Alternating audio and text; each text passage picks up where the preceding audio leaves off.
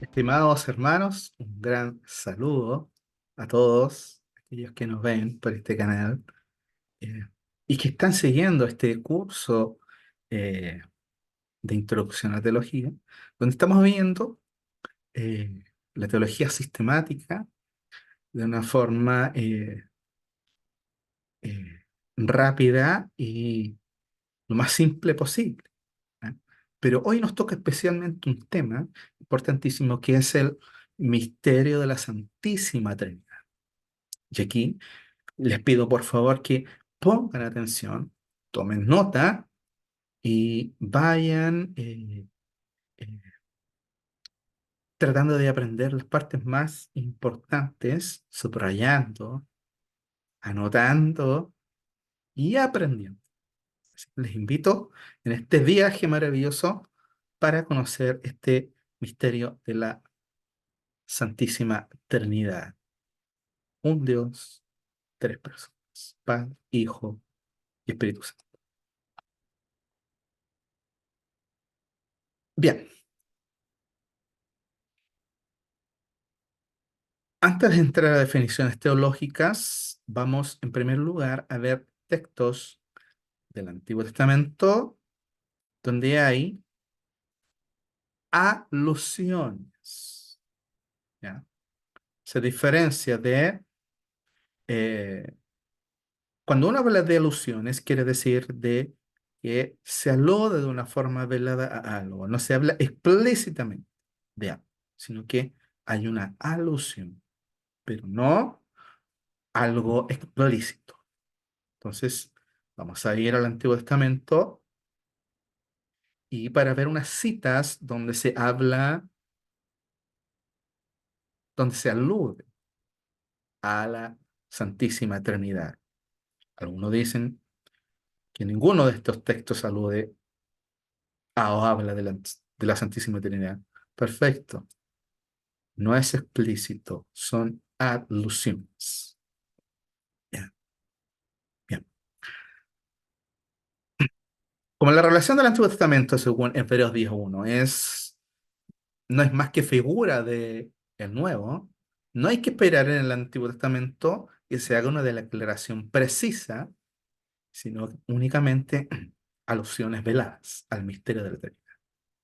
Número uno, Dios habla de sí mismo, usando frecuentemente el plural, que los hablamos en la clase pasada. Génesis 1:26 dice, hagamos al hombre a nuestra imagen y semejanza. Ahí el plural hagamos, si bien no nos habla de una eternidad, y algunos lo explican como que Dios está hablando con su tribunal de ángeles superiores, ¿ya? En realidad la Biblia tampoco especifica con quién dialoga Dios específicamente, sino que simplemente hay un plural. Hagamos al hombre a nuestra imagen y semejanza. Una declaración. Entonces, esto es una alusión velada. Número dos, el ángel de Yahvé, Jehová, Reina Valera. El ángel de Yahvé de las teofanías del Antiguo Testamento es llamado Yahvé, tal cual. Él y Elohim. Y se manifiesta como Elohim y se manifiesta como Yahvé. O sea, el ángel de Jehová habla en una voz de primera persona como si estuviese hablando el mismo Jehová o el mismo Elohim. Génesis 16, 7 al 13, anoté, Éxodo 3, 2 al 14. Número 3. Las profecías mesiánicas del Antiguo Testamento suponen la distinción de personas en Dios al anunciar de forma sugerente al Mesías, enviado por Dios como Dios e Hijo de Dios. Salmos 2:7. Dijo Yahvé, tú eres mi hijo, hoy te he engendrado. También puede ver Isaías 9:6. Pero 4. Los libros sapienciales o de sabiduría nos hablan de esta sabiduría de Dios como de una hipostasis, es decir, como de una persona que está junto a Yahvé según Proverbios 8, ella procede de Dios desde toda la eternidad por generación y colaboró en la creación del mundo. Específicamente, lea los versos 22 al 31. Ahí aparece la sabiduría personificada como una persona que dialoga, o está frente a Yahvé y participa en la creación del mundo. Una alusión velada. Vamos ahora al Antiguo Testamento. La existencia probada por la escritura del Antiguo Testamento. Número uno. En el relato de la anunciación de Jesús, habla así el ángel del Señor. Lucas 1:31. El Espíritu Santo, número uno, vendrá sobre ti y la virtud del Altísimo, ahí está Dios, Padre, te cubrirá con su sombra. Y por esto el Hijo, tercero, el Hijo, engendrado será llamado Hijo de Dios. Ahí está el Espíritu Santo, está el Altísimo, el Padre y el Hijo de Dios. Tres, vela. Número dos, la teofanía que tuvo lugar después del bautismo de Jesús lleva consigo una revelación trinitaria. Mateo 3:16 dice, y vio al Espíritu de Dios, número uno, descender como paloma y venir sobre él. La paloma nos recuerda a Génesis capítulo 1, ¿se acuerda? Mientras una voz del cielo decía, la voz del cielo, la voz del Padre. Número dos, este es mi Hijo amado. Número tres, el Hijo, en quien tengo complacencia. Entonces, el que habla es Dios Padre, Jesús es el Hijo de quien habla el Padre, y la paloma es el Espíritu Santo. Número tres, en el sermón de despedida, Jesús promete otro abogado o paráclito. El Espíritu Santo o Espíritu de verdad que Jesús él mismo enviará, o sea, tiene el Espíritu Santo, Jesús, y su Padre enviará. O sea, ambos envían al Espíritu Santo. Entonces tenemos el Espíritu Santo, el Hijo que envía y el Padre que envía. Juan 14:6. ¿Ya? De ahí viene la famosa definición que el Hijo procede, que el Espíritu Santo procede del Padre y del Hijo. Lo veremos después. Mateo, número 4, Mateo 28:19. Dice el mandato imperativo ahí. Dice, id, pues, enseñad a todas las gentes, las personas, bautizándolas en el nombre o al nombre del Padre, del Hijo y del Espíritu Santo. Trátese aquí de tres personas distintas. Esto es casi desvelación completa. Como se ve con respecto, es decir, bautícenlo respecto o al nombre de un Padre, de un Hijo y de un Espíritu Santo. Y ahí en la frase por su posición relativa y con respecto al Espíritu Santo, el Padre y el Hijo, por ser este equiparado totalmente con las otras personas, nos hablan de tres personas que están como en el mismo nivel. Es decir, en el bautismo, que es una especie de consagración o de certificación de la fe, se consagra al Padre, al Hijo y al Espíritu Santo. Esta es una, esta es una declaración, podríamos decir, casi velada totalmente. ¿Ya? Mateo 28:19. Ahí tenemos las, los textos bíblicos que nos hablan veladamente de la Trinidad. Hablemos ahora del Padre, la doctrina neotestamentaria acerca de Dios Padre. Jesús consideraba a Dios como Padre suyo, en un sentido peculiar y exclusivo. Cuando habla del Padre que está en los cielos, suele decir Jesús, mi Padre, tu Padre, o vuestro Padre, pero jamás nuestro Padre, con esa excepción de cuando Jesús, hay una excepción, cuando Jesús eh, enseña a los discípulos a orar. Les dice, vosotros oraréis así, porque Jesús está enseñando a orar, Padre nuestro, pero le está diciendo a los otros, note, le está diciendo a los otros que oren Padre nuestro. Pero siempre él, sobre todo en el libro de Juan, hace una diferencia entre mi Padre y vuestro Padre, porque hay una relación diferente. Juan 10:30 dice, yo y el Padre somos una sola cosa. Una frase terriblemente extraña. Yo, no sé usted, yo no podría decir soy una sola cosa con Dios. Imposible. Pero Jesús lo dijo, yo y el Padre somos una sola cosa, o somos uno.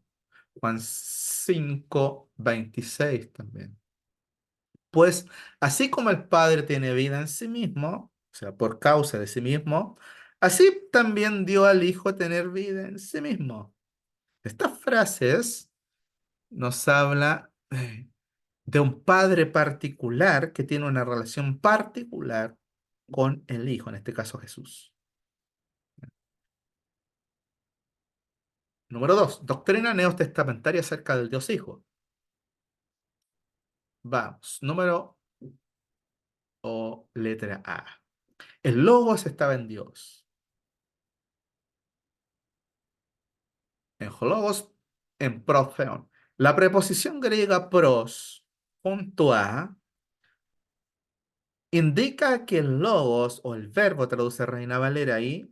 Recuerde que Reina Valera traduce la palabra Logos como un concepto, con el concepto verbo, pero también se puede traducir como palabra, etc. Entonces, ahí el Logos estaba junto a Dios, no en o dentro de Dios, y en relación con Él. Y en el verso 14 nos dice, y el Logos o el verbo se hizo carne.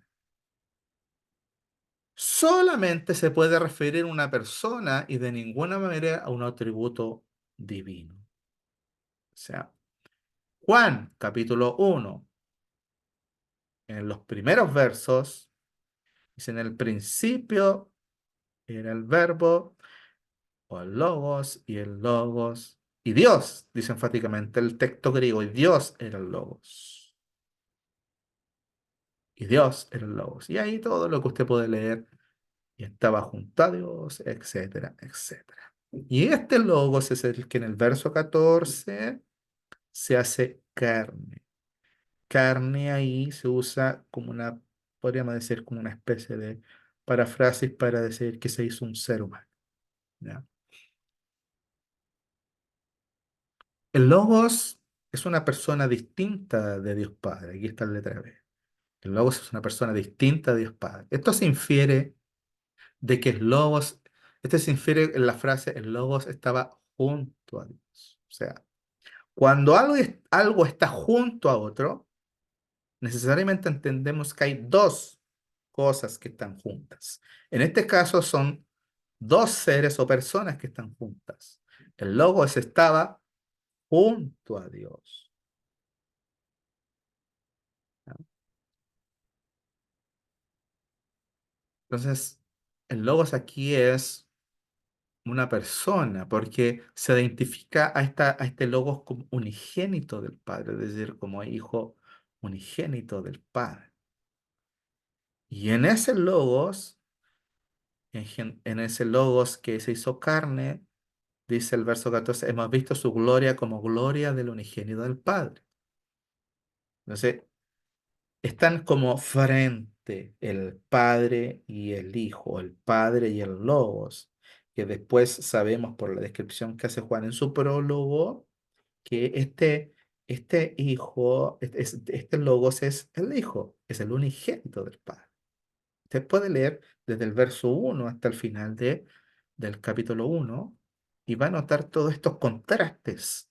Estos contrastes nos muestran que se está hablando de dos personas ahí, frente, dos personas que están frente una al lado de la otra, pero finalmente, obviamente el Padre es Dios, pero el Hijo dice, y Dios era el Verbo. O sea, el Hijo, el unigénito, también era Dios. Pasa que este hijo es el que se encarna, ¿ya? Eso. Y el logos, finalmente, podemos decir, según el Evangelio de Juan, capítulo 1, El logos, dice enfático, o el Dios, kai theos onhologos, y Dios, y kai, y theos, y Dios era el verbo, o el logos, y Dios era. Entonces, este logos estaba como una persona frente a Dios Padre. Y en el principio ya era, o sea, ya estaba. En, en el principio ya estaba, ya existía el Logos. Y este estaba frente a Dios. Y era Dios. Y Dios era el Logos. ¿Eh? Entonces, léase por favor Juan capítulo 1. Es importantísimo ese prólogo. La doctrina neotestamentaria sobre Dios Espíritu Santo. El Espíritu Santo es una persona real. Prueba de ello son la fórmula trinitaria, que ya la citamos. ¿Ya? A él se le llama también el Paráclito, consolador, abogado, el que está ahí junto a nosotros, que no puede sino referirse a una persona. Igualmente, al Espíritu Santo se le atribuyen, se le aplican atributos personales, por ejemplo, ser maestro de la verdad, Juan 14, 26, 16, 13, dar testimonio de Cristo, Juan 15, 26, conocer los misterios de Dios, 1 Corintios 2, 10. ¿Quién conocerá los misterios de Dios? El Espíritu de Dios conoce los misterios de Dios. Predecir acontecimientos futuros, Juan 16, 13, Hechos 21, 11, e instruir a los eh, ancianos, obispos, Hechos 20, 28. ¿Ya? Número 2, el Espíritu Santo es una persona distinta del Padre y del Hijo. Prueba de ello son la fórmula trinitaria del bautismo, ¿no? Otra vez, Padre, Hijo, Espíritu Santo.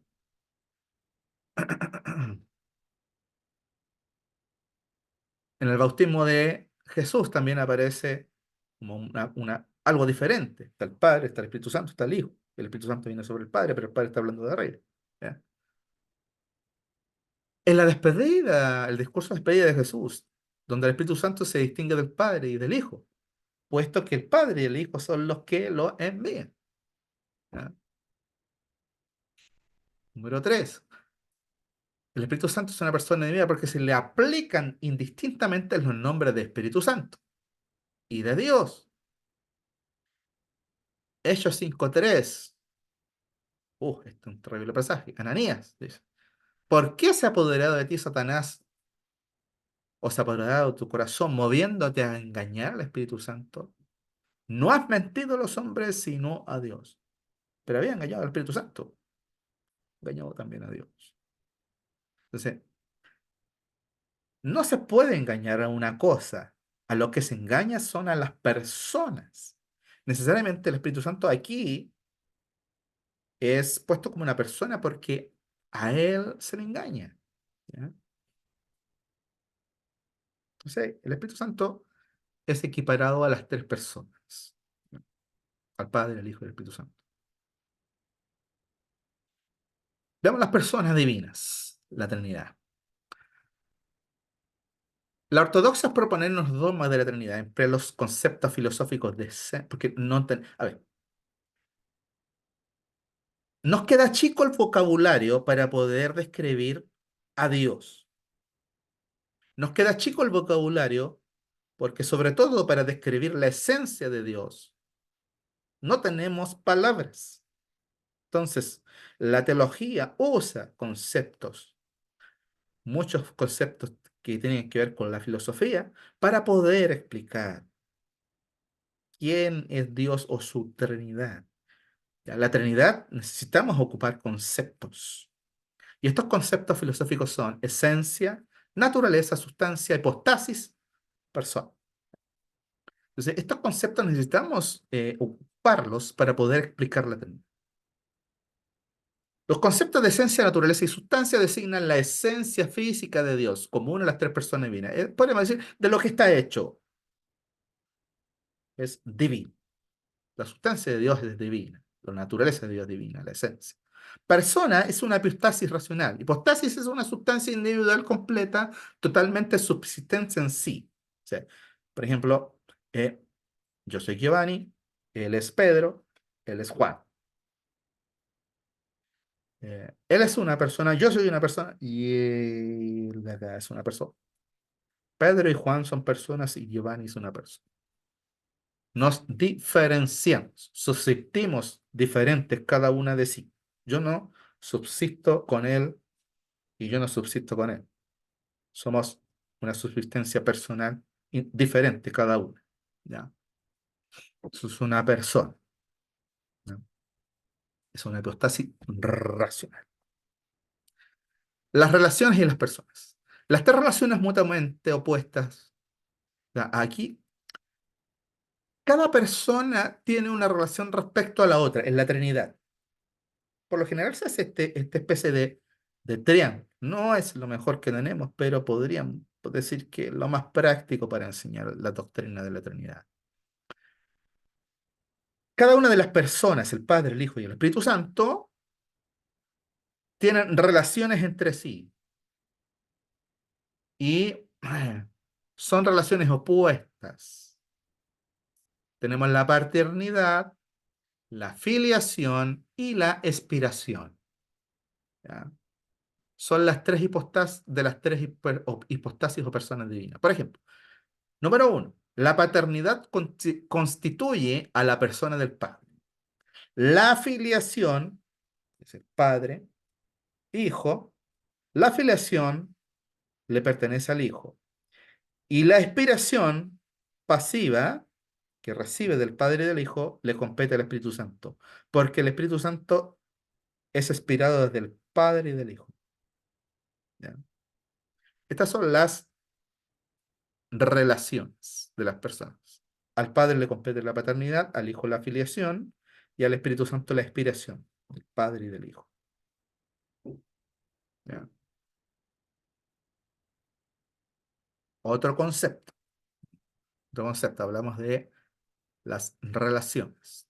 Otro concepto importante a traer a colación, la pericoresis trinitaria.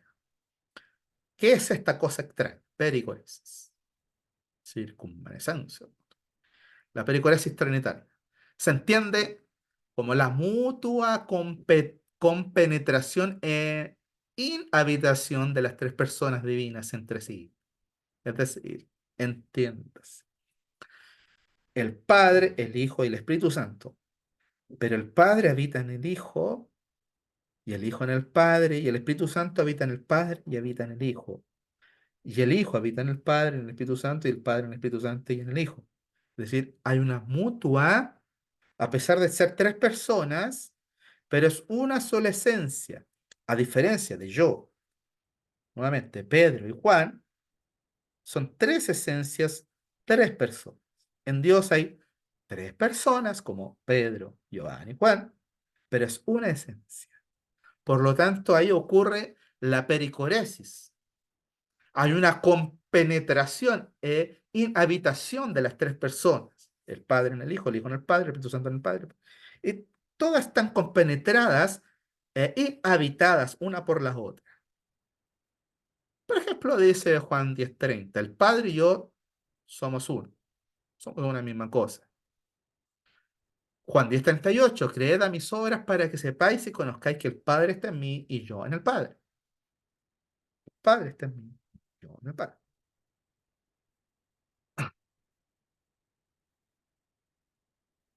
Mire, el Espíritu Santo. Dice 1 Corintios 2:10. Pero Dios nos las reveló a nosotros por el Espíritu Santo. Porque el Espíritu todo lo escudriña. O sea, pregunta, ¿usted podría escudriñar todo lo de Dios? Imposible. Solo lo que Dios nos ha revelado en su Escritura. Aún lo profundo de Dios. Porque hay una compenetración, hay una inhabitación, hay una podríamos decir, inexistencia dentro. Dios Padre, Dios Hijo, del Espíritu Santo. ¿Ya? Las procesiones divinas, inmanentes en general. Otro concepto para aprender en la doctrina de la Trinidad. Procesión significa que una cosa se origina de otra. Pero este ser originado de, no implica que uno es mayor que los demás. sino que en el ser de Dios, para poder explicarlo, necesitamos entender estas procesiones, que no implican degradar a alguna de las personas, sino que son conceptos para poder explicar y distinguirlas, no separarlas, distinguirlas. Entonces, procesiones significa que una cosa se origina de otra. Hay que distinguir entre procesión hacia afuera, o lo que en teología se denomina la procesio ad extra y procesión hacia adentro. Procesio ad intra. Intra, hacia adentro. Extra, intra. Extra, cuando uno habla de extra, hacia afuera, intra, hacia adentro. ¿Ya? Por ejemplo, Juan 8:42 dice, yo he salido de Dios. Ahí en el texto latín dice, ego ex deo proces. Procesi. Ex. Desde Dios he salido. ¿Ya? Entonces, el sujeto de las procesiones divinas inmanentes, en sentido activo o pasivo, son las personas divinas, no la naturaleza. O sea, la naturaleza es una. Las que sufren las procesiones son las personas. Entonces, veamos. Número uno, la segunda, aquí está el Padre, el Hijo. La segunda persona de la Divina Trinidad procede de la primera, del Padre, por vía de generación, y guarda relación con ella de hijo a padre. O sea, el Hijo procede del Padre por vía de generación. Obvio, el Padre, el Hijo. Cuando yo tengo un hijo, podríamos decir que mi hijo salió de mí por vía de generación. Él es mi hijo. ¿Ya? La Sagrada Escritura precisa más designando al Padre como propio Padre y al Hijo como propio Hijo. Romanos 8:32 y Juan 5:18. Entonces, el Hijo, por vía de generación, procede del Padre. Por vía de generación, porque es su Hijo, es su descendencia. El Espíritu Santo, acá, procede del Padre, dijimos, y del Hijo, porque el Padre y el Hijo también lo envían. O sea, el Espíritu Santo procede del Padre y del Hijo, como de un solo principio y por medio de una única inspiración del Padre y del Hijo, y no por generación, porque el Espíritu Santo no es hijo del Padre ni hijo del Hijo. El Espíritu Santo, según la Sagrada Escritura, no es solamente el Espíritu del Padre, Mateo 10:20, el Espíritu de vuestro Padre será el que hable en vosotros, sino también es el Espíritu del Hijo, Galatas 4:6. Dios envió al Espíritu de su Hijo a vuestros corazones. Entonces, el Espíritu procede del Padre por un solo principio que se llama de expiración, como una especie de soplo, podríamos decir. Él procede del Padre y del Hijo por vía de expiración. Y el Hijo procede del Padre por vía de generación, porque soy las relaciones y personas divinas. Las dos procesiones divinas inmanentes dan origen a Dios en cuatro relaciones reales en Dios. La relación de padre a hijo, que es la paternidad. La relación de hijo al padre, que es la filiación. Padre a hijo es la paternidad. Del hijo al padre es la filiación. La relación del padre y del hijo con el Espíritu Santo, que es la aspiración. Y que se le podríamos decir la aspiración activa, desde el Padre y el Hijo hacia el Espíritu Santo, y la relación del Espíritu Santo al Padre y del Hijo por una aspiración que denominamos pasiva, desde el Espíritu Santo al Padre y del Espíritu Santo al Hijo. Eso se le denomina a la primera spirare y a la segunda spirari, en latín. Bien.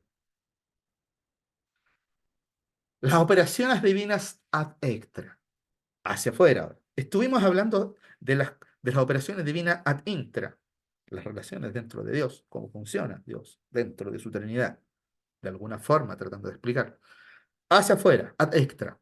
Todas las operaciones de Dios ad extra, hacia afuera, son comunes a las tres personas divinas. Juan 5:19. Lo que lo que el Padre hace, lo hace igualmente el Hijo. El perdón de los pecados por distintas personas. Mateo 9:2. Ten ánimo, hijo, tus pecados te son perdonados. Éxodo 34:7. El que guarda misericordia y millares, el que te perdona de la iniquidad. Hablando del Padre. El primero habla del Hijo. Los dones de la gracia, por ejemplo, por distintas personas. 1 Corintios 12:4-7. Ahora bien, hay diversidad de dones, dice el texto, pero el Espíritu es el mismo. Hay diversidad de ministerios, pero el Señor es el mismo. Espíritu, Padre. Hay diversidad de operaciones, pero Dios, que hace todas las cosas en todos, es el mismo. Ahí aparece el Espíritu, el Hijo y el Padre. Lo mismo. Génesis capítulo 1, en el principio creó Dios. Juan 1:3, todas las cosas por Él fueron hechas. En el principio, Génesis 1, en el principio creó Elohim, Dios, los cielos y la tierra. Y en Juan 1:3 dice, todas las cosas por Él fueron hechas, hablando del verbo, del Hijo. Y sin Él, nada, nada, subraye, de lo que ha sido hecho fue hecho. Job 33:4 dice, el Espíritu de Dios me ha hecho y el aliento del Todopoderoso me dio vida. ¿Cómo? Si era Dios quien creó todas las cosas en el principio y Dios creó al ser humano. Pero en el Nuevo Testamento encontramos que sin el Verbo, sin el Hijo, el unigénito, nada ha sido hecho. Nada. Note, de lo que ha sido hecho fue hecho. O sea, todo fue hecho por o con el Hijo. Sin él no se hizo nada. Y en Génesis dice Dios, atenderlo como Dios Padre, creó todas las cosas. En el principio creó Dios los cielos. Y en Juan se nos dice que nada sin el Hijo se creó. Y Job nos dice pues, también sobre el Espíritu. El Espíritu de Dios me hizo, bueno, como si fue el Padre, fue Dios Padre que hizo al hombre, el Espíritu de Dios también. Y obviamente el Hijo, porque no hay nada que haya sido creado sin el Hijo. Entonces, las tres personas actúan ad extra, es decir, en todas las cosas que se hacen, se han hecho en la existencia de todas las cosas, incluidos los seres humanos, los animales, todo lo que usted quiera, actuó Dios Trino. En todas las cosas, cuando Dios actúa hacia afuera, siempre actúa Dios Trino. Y están las tres personas en un solo Dios actuando siempre. Entonces veamos alguna definición. Dios es un misterio.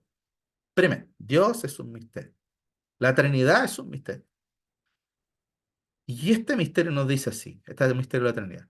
Es un Dios con una esencia indivisible. Pero en este ser divino hay tres personas, podríamos decir individuales, Padre, Hijo y Espíritu Santo, pero con una sola esencia, como yo explicaba. Giovanni, Pedro, Juan. Tres personas, tres esencias, tres subsistencias diferentes. En Dios hay tres personas, Padre, Hijo, Espíritu Santo, una sola esencia. Entonces la esencia de Dios y las perfecciones de Dios son plenas, no fragmentadas. La esencia de Dios pertenece por igual a cada una de las personas, Padre, Hijo y Espíritu Santo.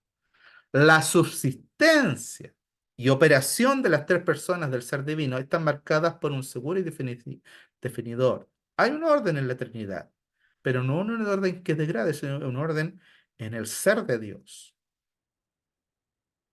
En la subsistencia podríamos decir que el Padre es primero porque engendra al Hijo, obvio.